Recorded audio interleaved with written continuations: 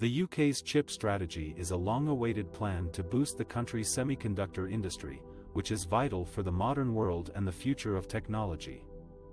But what are the reasons behind this ambitious move, and how does it compare to other countries' efforts? The background and motivation of the UK's chip strategy can be traced back to several factors, such as the global chip shortage. The COVID-19 pandemic disrupted the supply and demand of semiconductors, which are used in almost every electronic device. This caused delays and price hikes for many products, especially cars, smartphones, and computers. The chip shortage exposed the vulnerability of global supply chains and the dependence on a few countries, such as Taiwan and China, for chip production. The need for national security and competitiveness. Semiconductors are also essential for critical technologies, such as artificial intelligence, quantum computing, 6G in defense systems. The UK government recognized the importance of securing its own chip supply and protecting its technology against national security risks, such as cyber attacks, espionage, and sabotage. The UK also wants to maintain its competitive edge in the global market and attract more investment and talent to its semiconductor sector. The ambition to become a world leader in chip design and manufacturing. The UK has a strong tradition of excellence in semiconductor design, research and development, and compound semiconductors.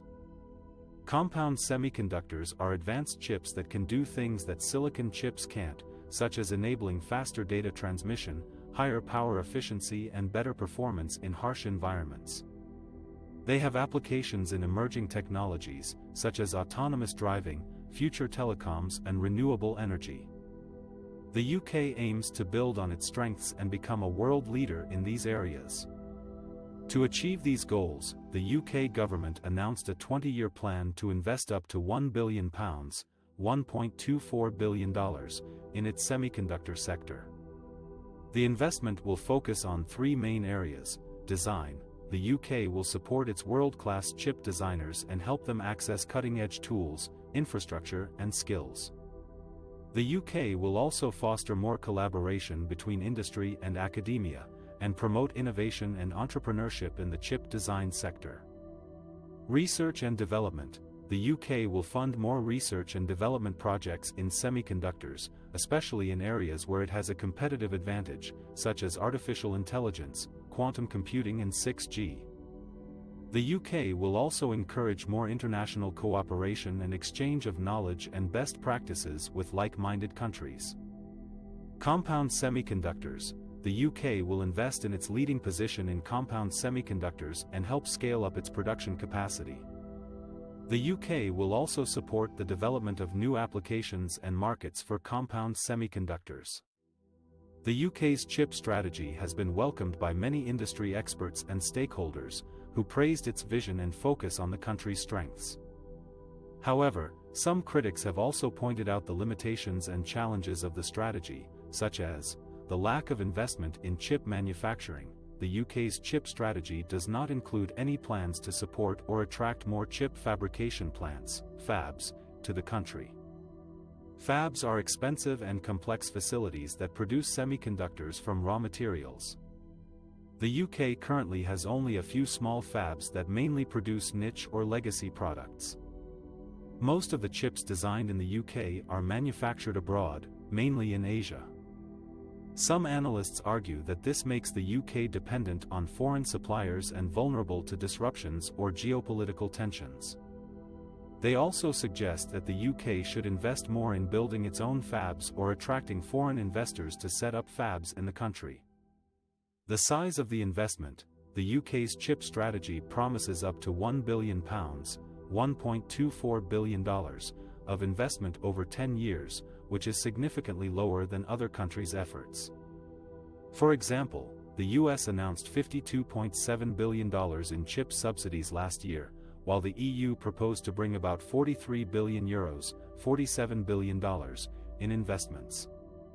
Other countries such as Japan, India and South Korea have also unveiled their own semiconductor strategies with substantial funding.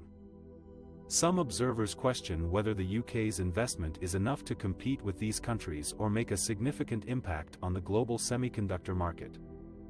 The implementation challenges. The UK's chip strategy is a long-term plan that requires coordination and collaboration across different sectors, regions, and stakeholders.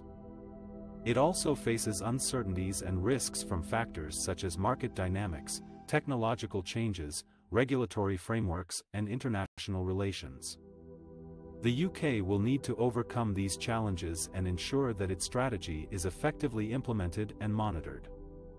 The UK's chip strategy is a bold move that reflects its recognition of the importance of semiconductors for its economy, society, and security. It also shows its ambition to become a world leader in chip design, research and development, and compound semiconductors. However, the strategy also faces criticism over its lack of investment in chip manufacturing, its size compared to other countries' efforts, and its implementation challenges. Whether the strategy will succeed or fail remains to be seen. The UK's chip strategy is a long-awaited plan to invest in its domestic semiconductor industry and secure its position in the global market. The strategy has four main components and challenges. The first component is the investment in a new state-of-the-art chip factory in North Wales, which will produce compound semiconductors for applications such as 5G, electric vehicles, and facial recognition. Compound semiconductors are made of combinations of elements with properties deemed promising in emerging technologies. The UK government has pledged £50 million, $62 million, to support the project, which is expected to create 500 jobs and generate £375 million, $466 million, in revenue per year. The second component is the acquisition of ARM by NVIDIA, which is still pending regulatory approval. ARM is a British chip designer that licenses its technology to companies such as Apple, Samsung, and Huawei. NVIDIA is a US-based chip maker that specializes in graphics processing units, GPUs, for gaming and artificial intelligence, AI. The deal, worth $40 billion, would create a powerhouse in the chip industry, but it has raised concerns about national security, competition, and innovation. The UK government has said it will scrutinize the deal closely and intervene if necessary. The third component is the collaboration with industry partners and academia to foster research and development, R&D, and innovation in the chip sector. The UK government has announced a £200 million, $248 million, fund for 2023 to 25, which will grow to £1 billion, $1.24 billion, over the next decade, to support R&D projects in areas such as chip design, quantum computing and neuromorphic computing. The fund will also help establish a network of regional hubs and centers of excellence to connect researchers, businesses, and investors. The fourth component is the regulatory and technical hurdles that the UK faces in developing its chip industry. The UK has to compete with other countries that have invested heavily in their own chip sectors, such as the US, China, Taiwan, and South Korea. The UK also has to deal with the challenges of Brexit, which may affect its access to talent, markets, and supply chains. The UK government has said it will increase its cooperation with close partners, such as Japan and South Korea, to develop supply chain resilience and address common threats. These are the main components and challenges of the UK's chip strategy, which aims to make the UK an industry leader in semiconductors and boost its economic growth and national security.